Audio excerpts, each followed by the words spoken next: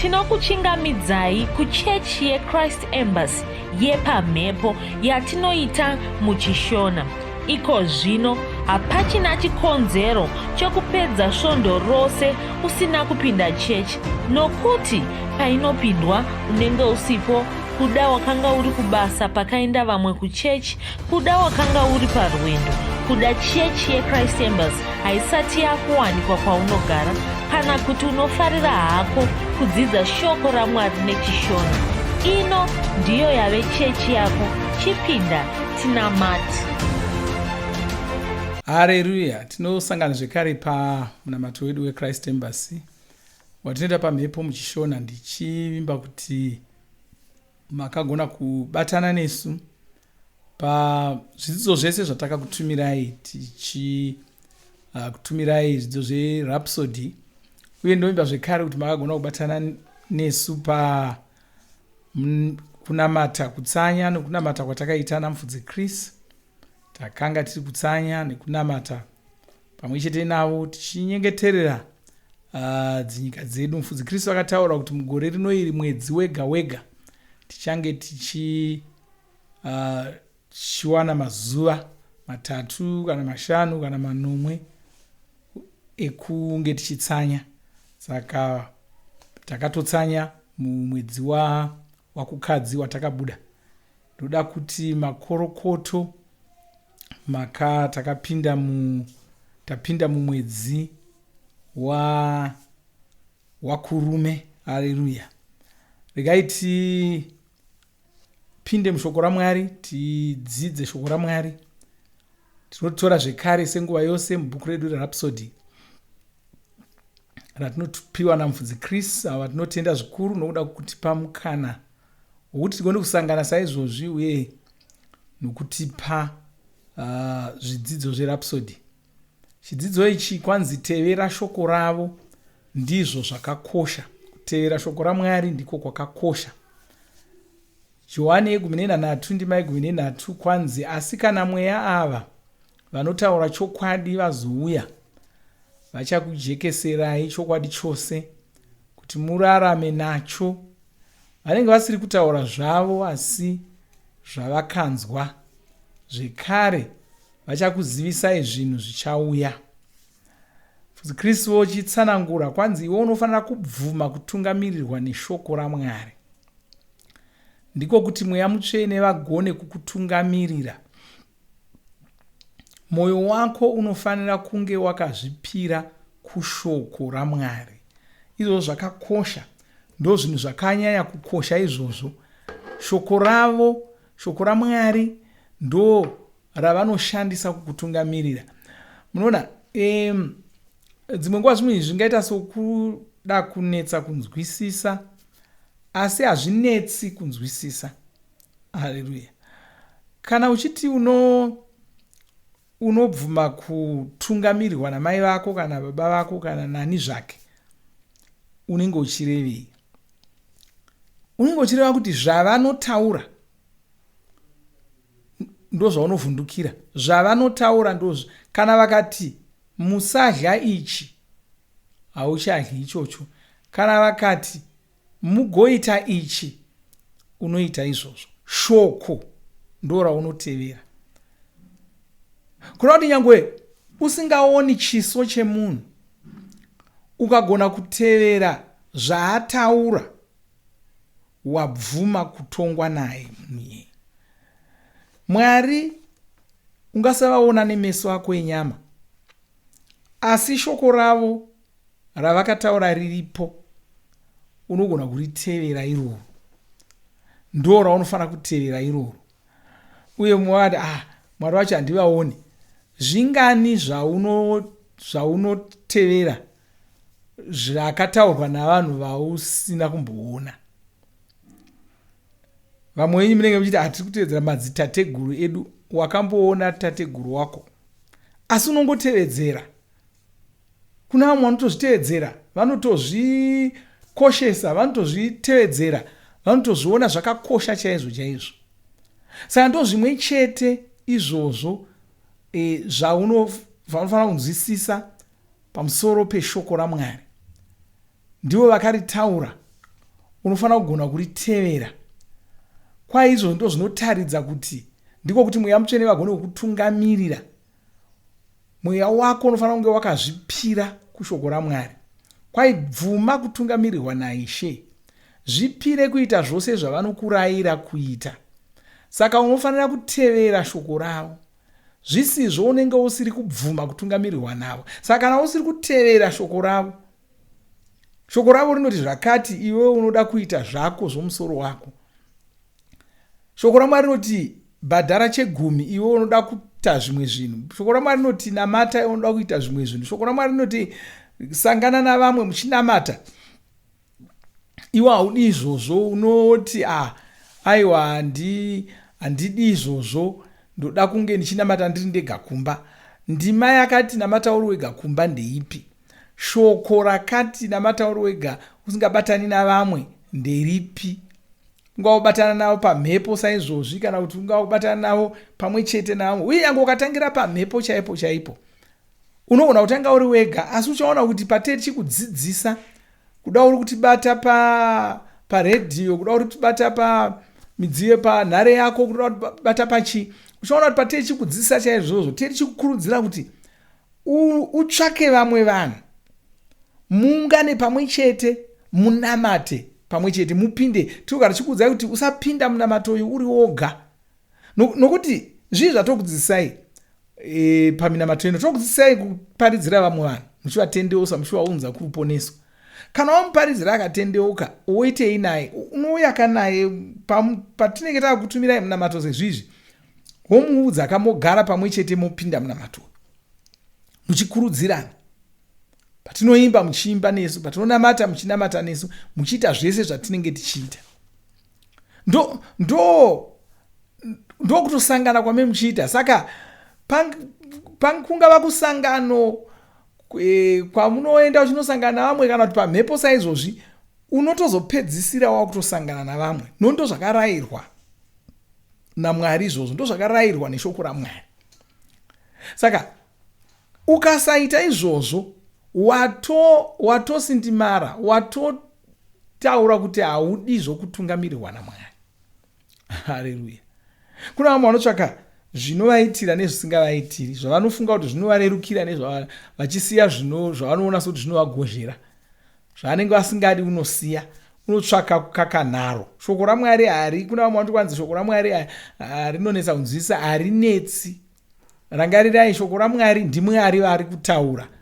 Kana uchiti rinonetsa kunzwisisa, uri kureva kuti Mwari havatauri zvakajeka. Kana uchiti Mwari havatauri zvakajeka, uri kuti Mwari ibenzi. Haleluya. Vakafanana nomunhu unoenda kuvashona, omira mberi kwavo achitaura nechinyanja. Ndo zvaunenge uri kutotaura. Asi Mwari havana kudaro. Mwari ndo akatotisika, ndo anoziva zvatinonzwisisa nezvatisinganzwisisi. Uye vamwe vanoti kwanzi handisati ndakambonzwa Mwari vachitaura neni. Shoko ravo iroro ratinowana mubhaibheri, iroro shoko iroro ndiMwari vari kutaura navo newe. Ndo patotangira ipapo. Ukabvuma kutungamirirwa neshoko ravo, unenge wabvuma. Ndo zvinoreva kuti wabvuma kutungamirirwa navo, nokuti ivo neshoko ravo havasiyani. Gaimone, ndo zvatinotaurwa naMufudzi Kristu. Kwaye saka unofanira kutevera shoko raMwari, zvizo unenge usiri kubvuma kutungamirirwa navo. Mwari havasiyani neshoko ravo.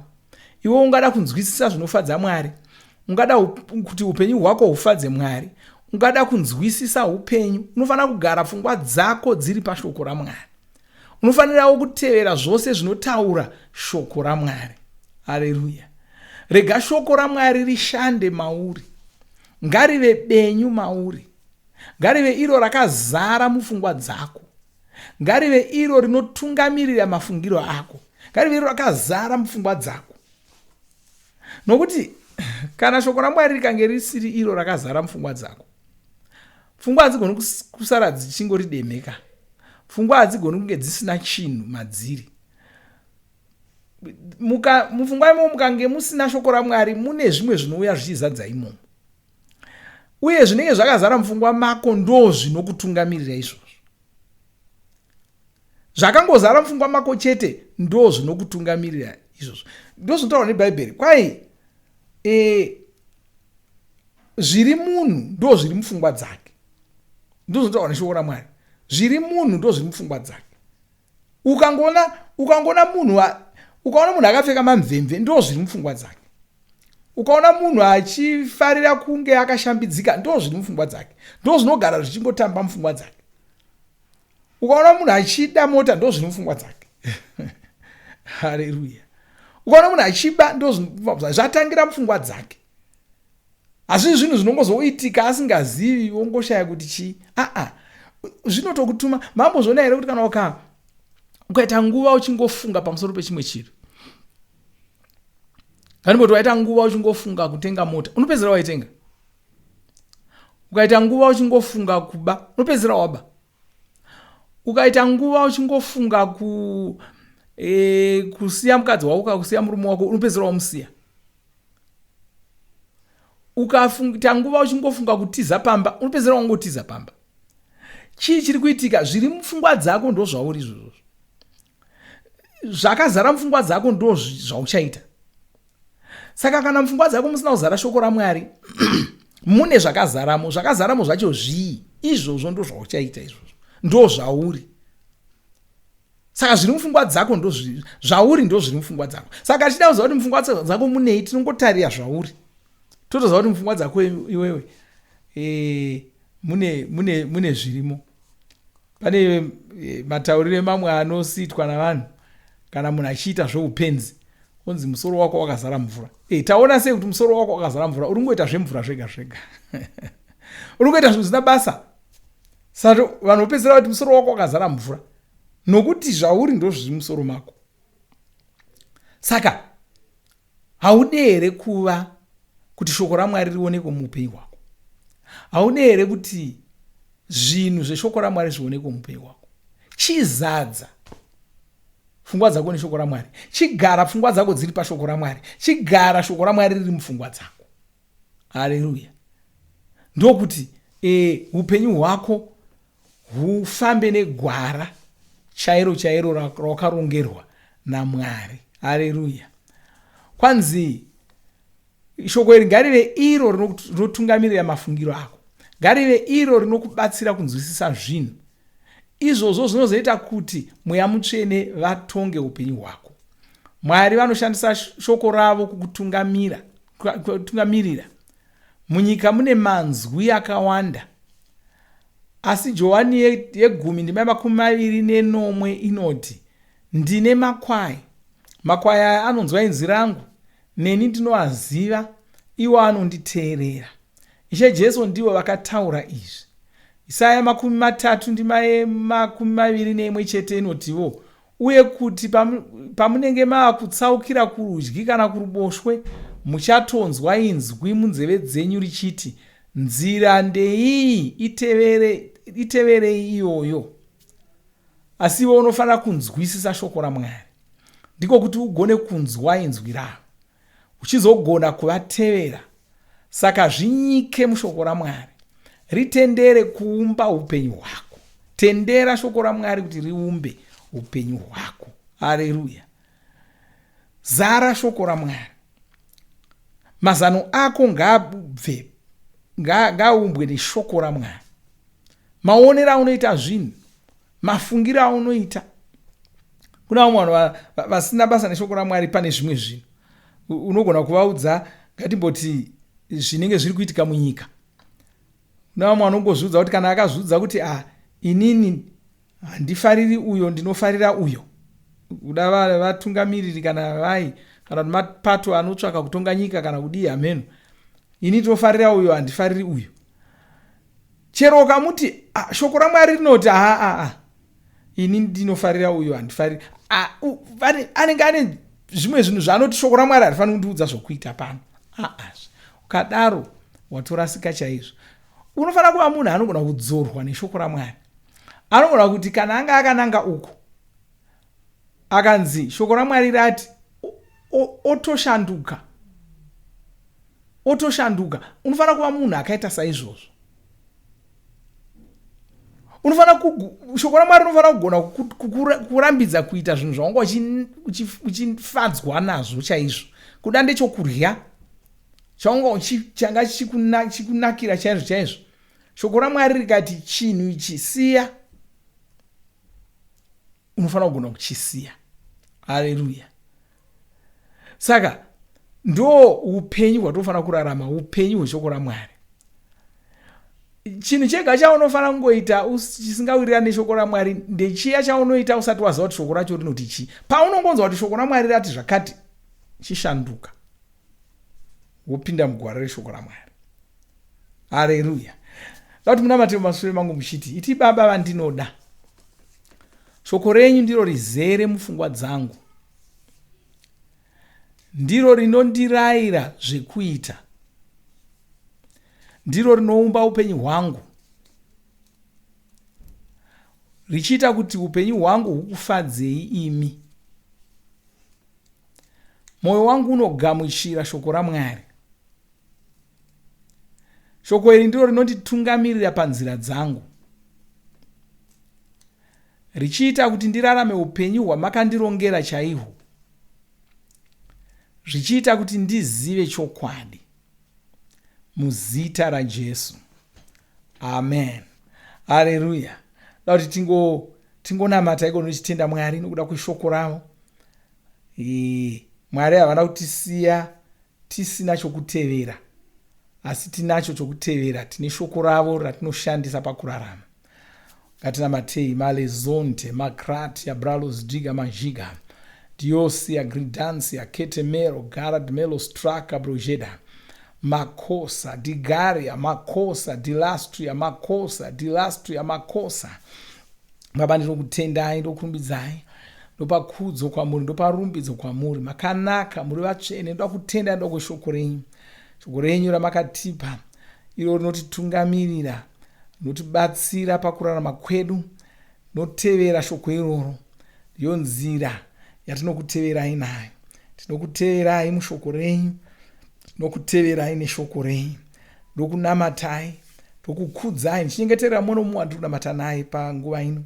Ndotaura maropafadzo pamusoro poupenyu hwake, chiti shoko raMwari rinotonga mukati muupenyu hwavo. Shoko raMwari ndiro rinotonga mumhuri dzavo, mune zvose zvavanoita. Iwe Satani hauna chako mavari, iwe havana chavo mauri. Shoko raMwari chete ndiro rinotonga mukati muupenyu hwavo. Muzita raMambo Jesu ndinyengeterera vose vasiri kuzwa zvakanaka, ndinorayira, ndinomira saJesu iko zvino ndichirayira marwadzo ese nezvirwere zvose kuti zvibve panyama yavo. Chirayira kuti vaporeswe. Bvuma kuti vaporeswa. Haleluya. Amen. Haleluya. Zvakanaka. Mwari wakuropafadzei. Tosangana zvekare musvondo rinouya chinamata pamwe chete idzidza shoko raMwari, chikurudzirana nokusimbisana. Sezvatatotaura nechekare, usapinda munamato iyi uri woga. Koka shamwari dzako, koka mhuri yako, koka vanhu vese vaunokwanisa kukoka, mupinde pamwe chete munamato iyi. Mwari vakuropafadzei. Amen.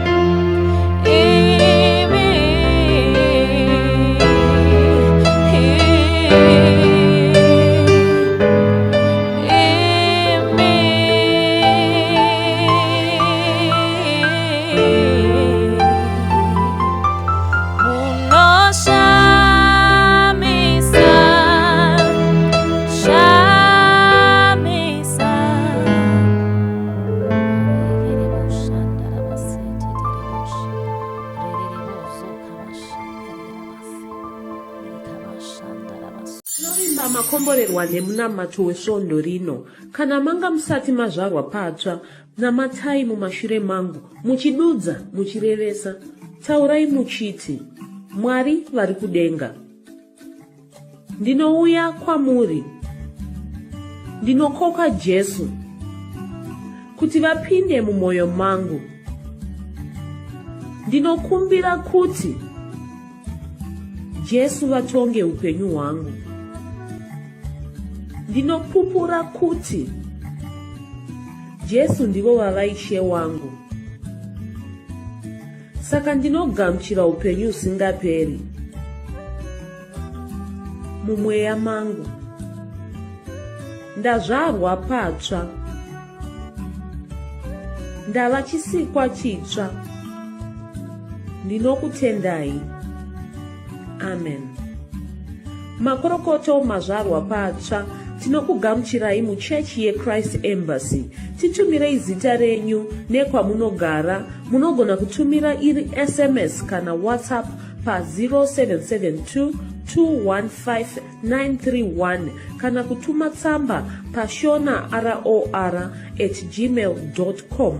Muchida kupa mpiro yenyu neEcoCash, rovai namba *151*2*5*58225# motevera zvinenge zviri kutaurwa neEcoCash ipapo. Kana muine nhare dzemazuva ano, munogona kushandisa KingsPay kupa mpiro yenyu. Shandisai kodi inoti TNIOG nemavara makuru. Tinoda kukuzivisai zvinotevera.